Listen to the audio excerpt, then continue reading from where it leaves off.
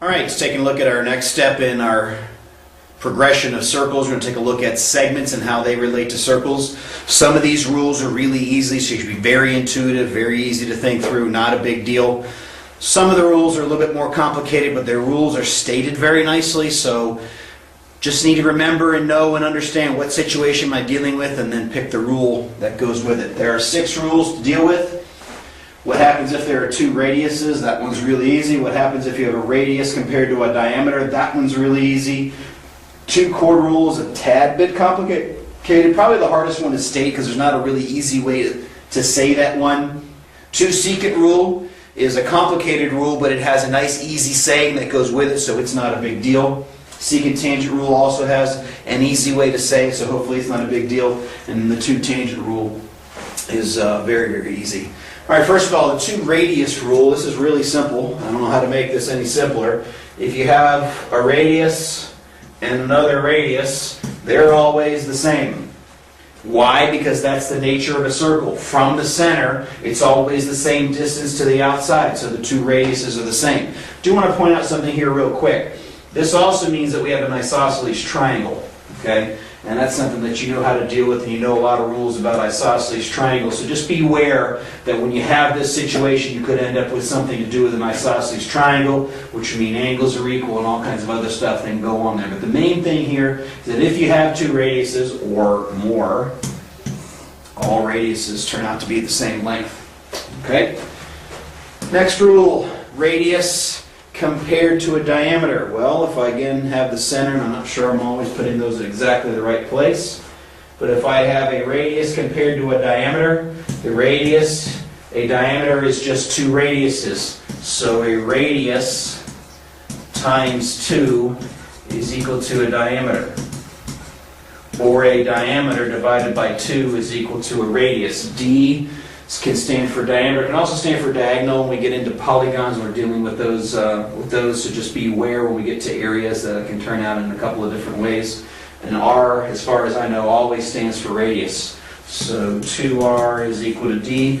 These are the 2 ways to know that. The more thing here is just the concept is really simple. The diameter is 2 radiuses, so it's twice as big as the radius. All right. Next rule to take a look at is the 2 chord rule. Of all the ones, as far as saying them, the concept of this one is actually pretty easy, but saying them can be a kind of a pain in the rear because I've tried for years to come up with an easy way to say this one, and I don't know what it is. This is based on similar triangles. I'm not going to go through the proof on why this rule is true, but it comes from the idea that these 2 triangles here turn out to be similar. The main idea simply here is this, that this division point where they cross is the key. If I label this A, B, C, D, A times B is equal to C times D. D. Okay? What that simply boils down to is this. The 2 pieces of the one chord multiplied together are equal to the 2 pieces of the other chord multiplied together. Okay? So, no matter how these segments would lay out, you take the place where they end up crossing.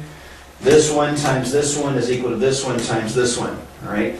So I'm going to throw a few numbers on here. I'm not sure how this is going to turn out, but let's just say this is 6 centimeters, this is 7 centimeters, and this is 8 centimeters, just to make up some easy numbers. What this would mean formula-wise is 6 times 7 is equal to 8 times C. I'm going to go ahead and start putting units on these things. So let's forget that. 6 centimeters times 7 centimeters is equal to 8 centimeters times C. Obviously, I want to solve for C. So 42 centimeters squared is equal to 8 centimeters times C. Divide both sides by 8 centimeters. Cancel, cancel. C is equal to whatever 42 divided by 8 is. And I have a handy dandy calculator, if it'll show up. There we go. 42 divided by 8 is 5.25. So C, centimeters squared, by the way, is canceled by centimeters back down to centimeters, which is what it should be. So this should be 5.25 centimeters would be the length for C. Okay? Hopefully that's easy enough. It's didn't want to do that. Don't know how that happened. Take this thing, forget it. I'll just worry about going to the next slide. 2 secant rule. This one's pretty nice. I like to remember this one as ow equals ow. Okay? O stands for outside. W stands for whole, so the outside times the whole is equal to the outside times the whole. So let's draw a picture with this. You know what two secants mean. I have segments that stick out of the circle. This is again based on similar triangles if you wanted to try to prove this thing.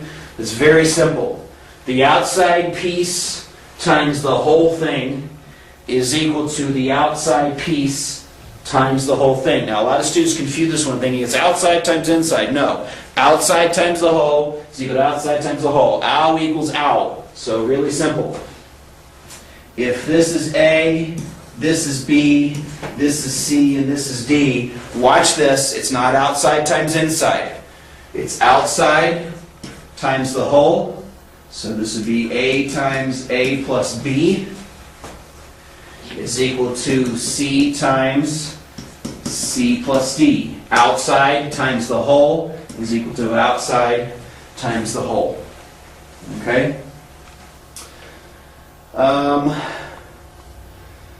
Make up some numbers, toss them in here. Let's say this is 11 centimeters, this is 12 centimeters. Let's say A is a little bit shorter, let's call it 9 centimeters, and let's say we're going to try to find B. Be careful about how you set it up, but it's not a big deal. Just remember ow is equal to ow. So 11 centimeters times 23 centimeters is equal to 9 centimeters times, I'm going to leave it as W because it's not B. B is not the whole thing. B is just the inside piece. Okay? So I'm actually going to calculate the whole thing. So hopefully back to L calculator. And good. It won't move. Okay, I know why. Do I know why? Let's move. Won't let me move. That's interesting. Alright, whatever. 11 times 23 is 253, so this is 253 centimeters squared is equal to 9 centimeters times W. Divide both sides by 9, and so that divided by 9 is 28.1 repeating centimeters. That's not the answer. I shouldn't have circled it, so let's undo that circle. All right, that's the whole thing. Now I need to subtract 9, and I get B is equal to 19.1 repeating. That's now actually the answer. Okay? So I even got a little ahead of myself. Make sure you're careful about what's going on. Outside times the whole is equal to outside times the whole. In this case I was going after B, so I had to make sure I was careful with the calculations that I was making. All right. Next one is the secant tangent rule.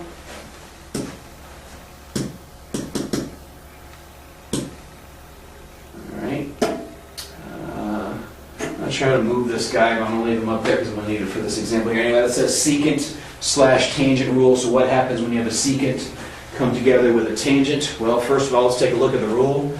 Ow, same thing as before. It deals with the secants. Outside times the whole is equal to, now I don't have an outside and the whole on a tangent, I just have outside. So it ends up being the tangent times itself, or the tangent squared. And so I have a secant. Tangents are hard to draw very well. So let's say that's my secant and my tangent. How do the segments relate? If this is A, B, C, then my rule would simply be this. A times A plus B, outside, times the whole is equal to the tangent to the second power. Okay? Making up some numbers, let's say this is 34 meters. Let's say this is 25 meters. Let's say we want to find C this time. Not a big deal. Outside times the whole, which is not 34. The whole is both of them added together, so that's going to be 59 meters. Is equal to the tangent squared.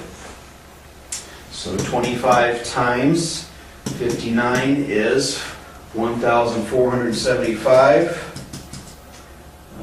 This is going to be meters squared. So then I take the square root to figure out what C is. So the square root of that number is 38.406 meters. And that actually is the answer this time. So that's the secant tangent rule. All right, last rule. Don't need El Calculator for this. Two tangent rule. That means if you have a point on the outside and you have a tangent and another tangent, both from that same point. I call this the dunce cap rule. I didn't draw this one as a dunce cap, but it just looks like a dunce cap maybe sitting on top of somebody's head. Hopefully it's fairly obvious. The distance to the barely touching the circle here to the distance of barely touching the circle there, these two are equal. The same length. They're always the same. All right. I want to give you a vocab word here real quick. I don't remember giving it at another time. This spot where the tangent touches, yes, it could go on. We only count until it gets there. But this is called the point of tangency. It just means that's the place where the tangency takes place. Okay, so that's it. That's the segment rules, all 6 of them. Make sure you take good notes on what the rules are. Some of the rules are really, really easy. Even the ones that are complicated, not a big deal. You just got to set the pieces together and be able to do them right. Make sure your outsides are fine. The main thing you're going to mess up here on your whole, make sure you're always doing the whole segment on the outside of whole rules. Okay? So that's it. Circle segments. Until next time, hasta la vista, which is see ya in English.